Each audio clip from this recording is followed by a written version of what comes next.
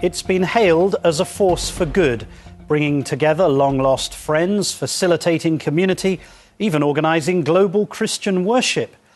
But there's a darker side to Facebook and its 400 million followers, because while most use the site to link up with friends, there's an increasing number of serious criminals online looking for vulnerable individuals, particularly children. And the evidence of their activities, well, it's beginning to mount, from bullying to sexual assaults, even murder, as Nick Watt now reports. This is where they found Ashley Hall's body. Her arms were bound, duct tape covered her mouth. This shy 17-year-old girl had been raped and murdered by someone she met on Facebook. If you're an overweight girl who lives in England and doesn't have someone to love her, you will look for that. And you will grab at that, and the predators know that. Peter Chapman, a 33-year-old convicted rapist, was arrested next day on an unrelated charge. He confessed to Ashley's murder. Right, do you remember what you said to me in the cell? I killed somebody last night. I need to tell somebody from CID where the body is. Chapman had posed online as a handsome teenage boy, had befriended Ashley on Facebook and other sites, sent her flattering messages, arranged to meet. "My dad's on his way, babe," he told her by SMS. "He's here, babe," replied Ashley. Chapman raped and suffocated her in his car, then dumped her body in a field.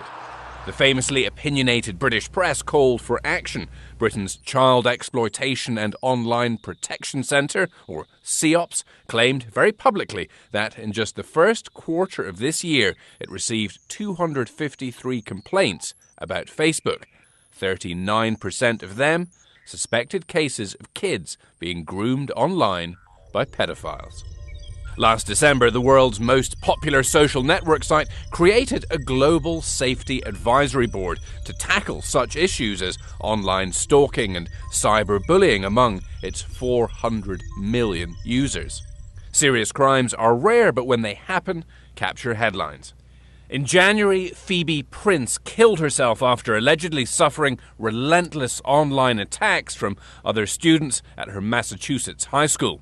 Anthony Stansel goes to court to face charges that carry a sentence of 300 years in prison. In February, a Wisconsin teenager was sentenced to 15 years in prison for posing as a girl on Facebook, tricking male classmates into sending him nude photos of themselves, then blackmailing them to have sex with him. The smiling face of Vanessa George. Last year, a British nursery worker pled guilty to photographing horrific acts of abuse she carried out on children in her care. She would send the images to a man and woman she had met on Facebook and other social networking sites. Facebook has just launched a redesigned what they call Safety Centre. Now, I'm on my Facebook profile here, and I've got to admit, it's not the easiest thing to find. You've got to go all the way down to the bottom right, click Help Center, which takes you to another page with various options. Then on the far left, you click Safety, takes you again. Here we are, welcome to the Safety Center.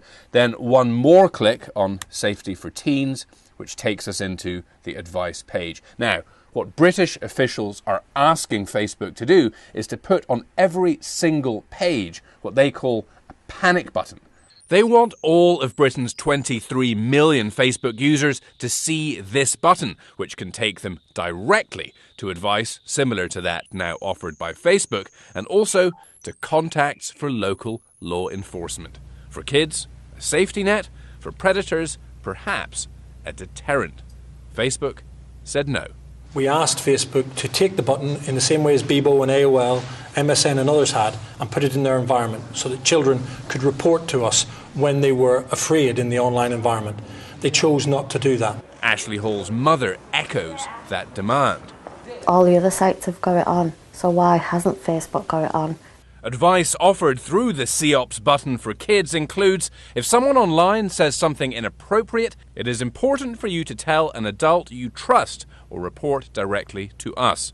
It is vital that you stop the chat with them immediately. And their rule number one for a parent, if you understand the internet and understand what the risks are, there are a number of things you can do that will make your child safer online. Facebook wouldn't give us an interview, but emailed this statement. Facebook is a leader in online safety. Our experience affirms there is no single answer or silver bullet that makes the internet or Facebook safer. Bottom line, it's making sure that the information users need to keep themselves safe is there and that they know when to reach out to law enforcement and get help. Pari Aftab is an internet safety expert and advisor to Facebook.